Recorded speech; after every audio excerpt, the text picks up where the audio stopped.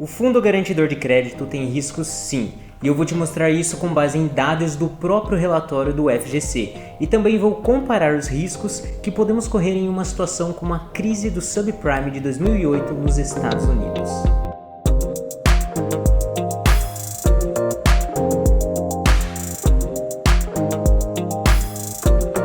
E aí, meus corações desse planeta, como vocês estão? Contem.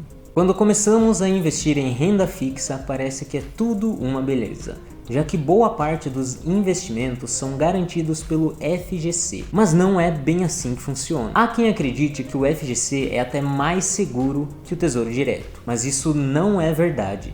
Eu vou te mostrar que mesmo investindo em aplicações que tenham o FGC como garantia, há um certo grau de risco sim. E tudo isso que eu vou mostrar é baseado em dados do próprio relatório dele, que eu fiz uma análise completa aqui para vocês. Também vou mostrar o que aconteceria com suas aplicações caso uma situação como a crise do subprime de 2008 viesse a acontecer no Brasil. Então já clica no botão de curtir, porque eu tenho certeza que você vai aprender coisas que ninguém te conta sobre o FGC.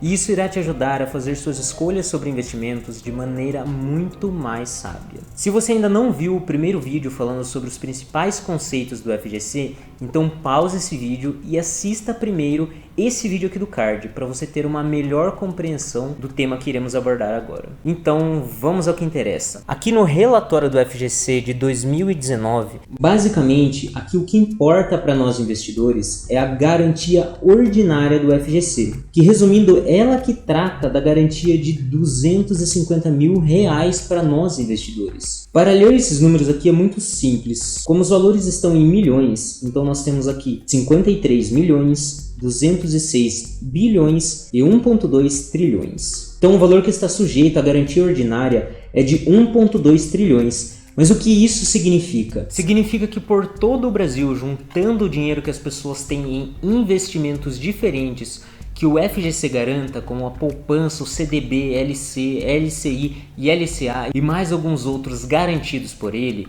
se juntarmos todo esse dinheiro, 1,2 trilhões de reais é o valor total que o FGC deveria cobrir. Mas atenção, porque esse valor não é a quantidade de dinheiro que tem no FGC, e sim a quantidade de dinheiro em investimentos que usam ele como garantia. E ele deveria garantir esses investimentos. Então, basicamente, nós temos 1,2 trilhões de reais em investimentos que o FGC deveria ressarcir as pessoas, em caso de alguma instituição decretar intervenção, liquidação extrajudicial ou falência. Eu sei que pode parecer meio repetitivo às vezes, mas é para você realmente pegar todo esse conteúdo que eu estou falando. Mas como a gente faz para ver quanto realmente o FGC tem de dinheiro? Vendo o seu balanço patrimonial, que basicamente mostra a quantidade real de dinheiro que ele tem. Então presta atenção que essas informações que você vai ver agora vai te deixar chocado. Para a gente achar a quantidade de dinheiro que ele deveria ter, a gente vai fazer o ativo total dele, que são suas receitas, menos o passivo total, que é basicamente suas despesas, que arredondamos, podemos ver que o FGC ele tem cerca de 80 bilhões de patrimônio total. Então isso significa que o FGC tem 80 bilhões para pagar os investidores, certo?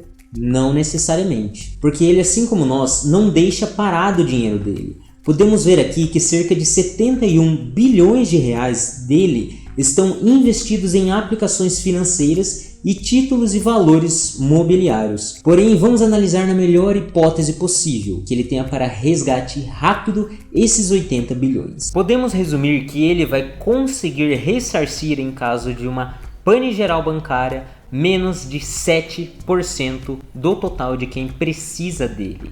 Ou seja, daqueles 1,2 trilhões de reais, ele tem condições de pagar somente 80 bilhões. Mas tem ainda uma boa notícia. Indo aqui em outras informações, garantia ordinária e especial, vemos que em termos históricos, desde a criação do FGC, ele não utilizou no total nem 5,5 bilhões como garantia. Então, em um cenário normal, dificilmente você não receberia o seu dinheiro de volta. Mas isso analisando no melhor cenário, que foi o que passamos ao longo dos últimos anos. Como se trata de mercado financeiro, temos que analisar todas as possibilidades, porque estamos falando de onde iremos colocar o nosso dinheiro. Analisando no pior cenário, só para você primeiro ter uma noção. Na crise do subprime dos Estados Unidos em 2008, somente um banco, o Lehman Brothers, que era uma das maiores instituições financeiras dos Estados Unidos, deixou uma dívida maior que 600 bilhões de reais. E lá eles tinham um órgão que era basicamente como o FGC deles, o FDIC, Federal Deposit Insurance Corporation. E esse órgão não teve dinheiro para arcar com essas dívidas. Então, como o FDIC ele era uma entidade pública, o governo ele acabou intervindo, assumindo assim os níveis de endividamento das instituições, pois isso significava um risco sistêmico para a estabilidade econômica de todo o país. No Brasil, o FGC é privado e não público, então quem nos garante que o governo vai intervir caso ocorra uma situação assim? Se houver uma crise muito grave no Brasil e essa crise chegar a atingir os grandes bancos, esteja preparado, porque pode ser que você não receba seu dinheiro de volta. Mas por que eu estou falando isso? Porque indo aqui em aplicações financeiras e títulos e valores imobiliários, podemos ver que daqueles 71 bilhões que o FGC tem investido, 48 bilhões estão em aplicações do Banco do Brasil e na Caixa Econômica Federal. Então, se uma crise chegar a afetar esses dois bancões, basicamente adeus FGC, pois quase 70% do dinheiro dele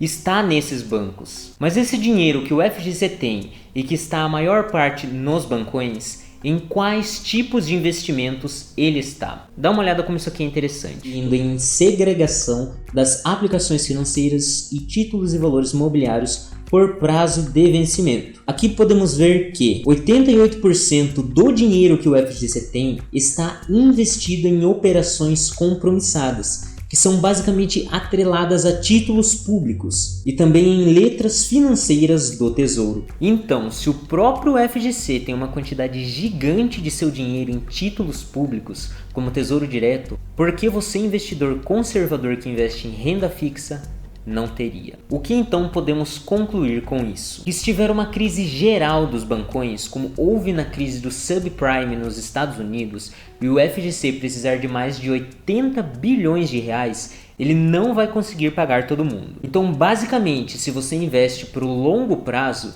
e é um investidor conservador, é interessante que a maior parte de seu patrimônio esteja no Tesouro Direto, porque é o investimento mais seguro do Brasil. Então isso significa que você não deve investir em renda fixa privada? Não é isso. Você pode sim ter em sua carteira de investimentos títulos como CDBs, LCs, LCIs e LCAs, desde que esteja de acordo com o seu objetivo dentro de um risco controlado. Ter ou não um FGC não significa que o investimento ele é bom ou ruim. Tudo depende de sua função dentro da carteira como um todo. Ele não define a decisão de um investimento, ele é somente mais um ponto positivo. E lembre-se que quanto maior o risco que você correr, maior a possibilidade de retorno e de perda também. Você pode sim ter riscos, não só pode, como eu acho que você deve ter, desde que seja um risco controlado. Eu vou deixar o relatório anual do FGC na descrição do vídeo para vocês darem uma analisada mais de perto. Espero que esse vídeo tenha agregado em seus conhecimentos e agora, sabendo desse conteúdo, você saiba tomar as melhores decisões na hora de investir em títulos que tenham o FGC como garantia. Então, se você gostou, inscreva-se no canal, porque eu estarei postando conteúdos muito relevantes sobre investimentos toda semana, que irão fazer a diferença em sua vida. E também compartilhe esse vídeo com seus amigos que investem ou pretendem investir em renda fixa, pois ter esse tipo de conhecimento pode fazer com que eles evitem de perder dinheiro. Eu sou Vinícius Esquerdo e agora você está entre os corações milionários.